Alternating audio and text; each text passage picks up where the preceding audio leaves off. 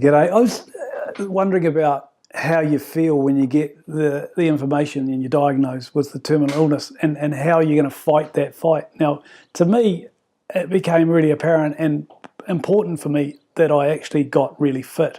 Let alone that I had a big operation. Not everyone's going to have that. That took away a kidney and took away all my core muscles.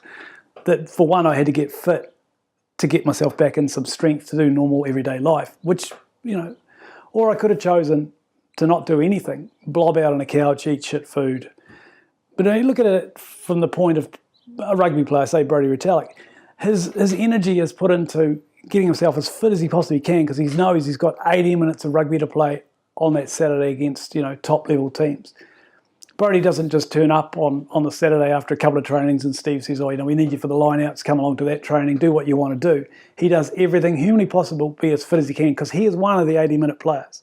There are other players in the team that are 20-minute players, the subs, but there's still core values that those guys have to be as fit as you can. And that fight is hard, 80 minutes on a rugby field with that contact and that. It's impossible to think how hard that is.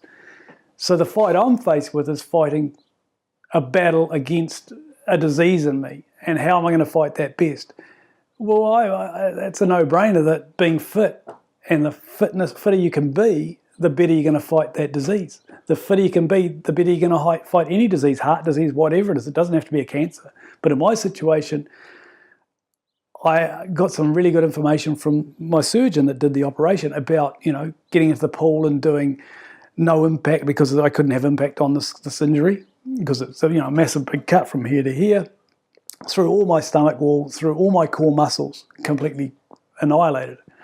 But it wasn't just get fit for that injury and get your core back to strength. It's about getting everything back to strength. Arms, core, legs, walking lots, and then when you could do stuff, being physical with surfing and all those sort of things that I do. There's a few things got knocked out. Snowboarding was out because, I've got a tumour in my back that would impact, it's going to wreck it. Rugby was ruled out. I'd played rugby for 40 odd years, and that was ruled out because of impact could ruin myself. But it's not to say that other things weren't still allowed to be done, and new things could be introduced.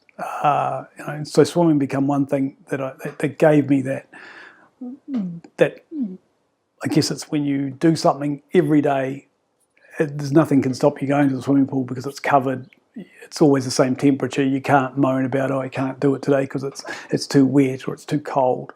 And it's the same as the dog. I walk the dog every morning, every night, winter, hail, rain, whatever it is, because I've made a commitment that I have to walk the dog. So that's one way of doing it.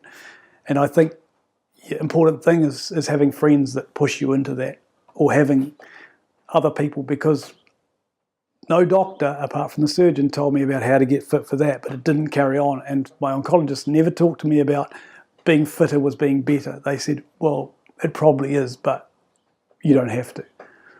I look at some people and how fit they are and how unfit they are and go, I'd rather be Brodie Retallick than, some other chunky corner couch sitting potato.